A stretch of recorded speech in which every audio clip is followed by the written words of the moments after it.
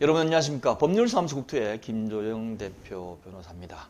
이번 시간은 일조권 침해 첫 번째 시간입니다. 일조권 침해 관련된 것을 제가 몇 개를 나눠서 강의를 드릴 텐데 알아두시면 여러 가지 도움이 될 수 있고 다른 분에게도 많이 얘기를 하실 수가 있을 겁니다.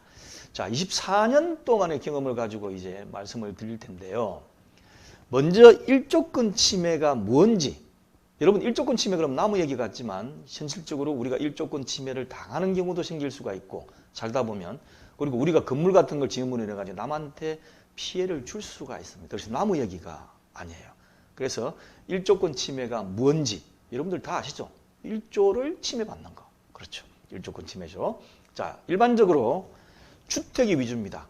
상업시설 같은 경우는 조금 제한사항이 너무 많기 때문에 주로 주택이라 생각하시면 되는데, 내 주택의 주변에서 새로운 건물이 신축됨으로 인해 가지고 기존의 내 집에 들어오던 직사광선, 햇빛이죠.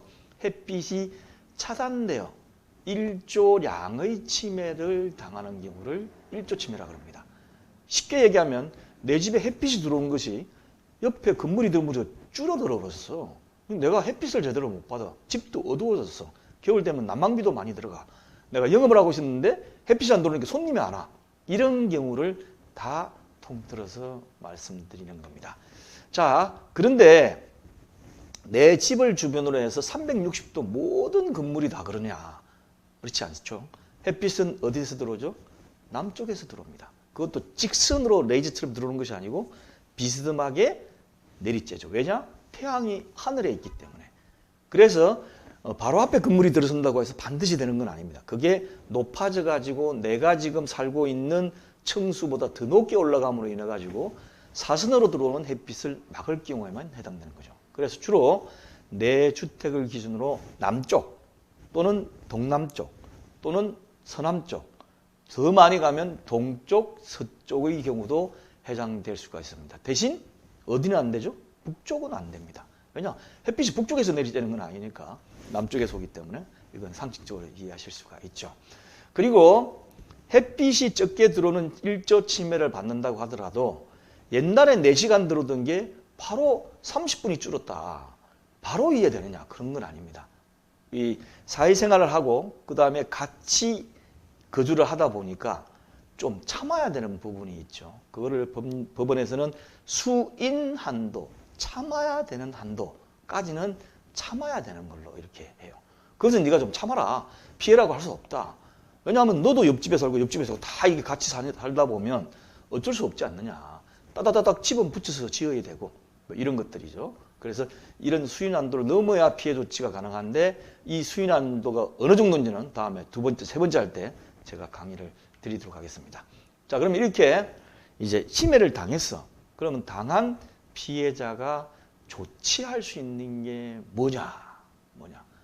당하고 그냥 있을 것이냐? 아니다. 어떤 걸 할 수 있느냐?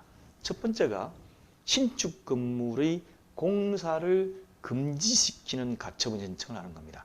중지 공사 금지 다 똑같은 말이 생각하시면 돼요. 이런 뭐냐 하면 신축 공사 전체를 금지시키는 게 아니에요. 내 집 앞에 아파트 단지가 들어선다. 어떤 분은 오셔가지고 아파트 단지 전체 공사를 금지시켜 주십시오. 왜냐하면 금지되면 난리 나지 않습니까? 그러면 자기한테 합의 보려고 와가지고 굉장히 많은 합의금을 줄 것이라고 생각을 하시는 거죠. 그게 아니죠.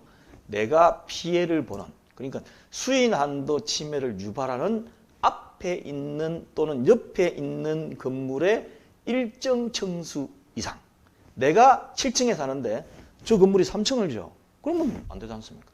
7층을 줘. 그래도 안 됩니다. 햇빛이 사선으로 들어오기 때문에. 그럴 경우는 감정을 해보면 내가 7층 같으면 뭐 한 9층이나 10층 정도부터 나를 막는다.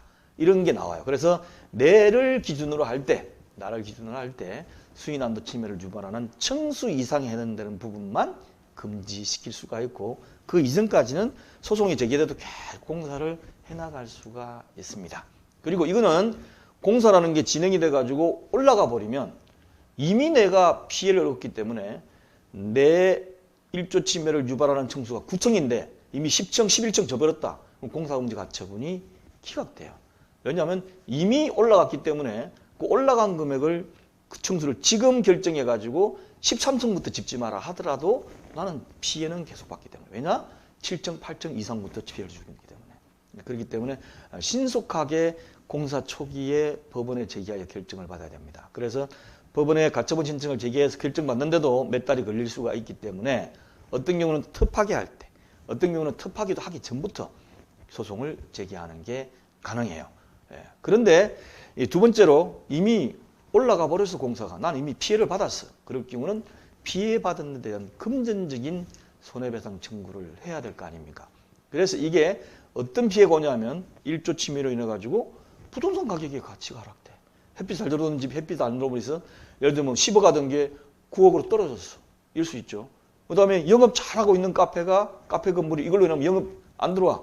그러면 카페로서의 어떤 그런 게 하면 상가 건물도 같이 하라시죠. 그래서 영업 수익이 감소한다든지 난방비가 더 증가된다든지 햇빛이 안 들어오는 게 추워가지고 더 난방비를 뗀다든지 이런 손해가 있을 수가 있습니다. 그리고 옛날에 햇빛 잘 들어와가지고 베란다 앉아가 이렇게 보면 되는데 이게 안 들어오면서 내가 스트레스를 받는다.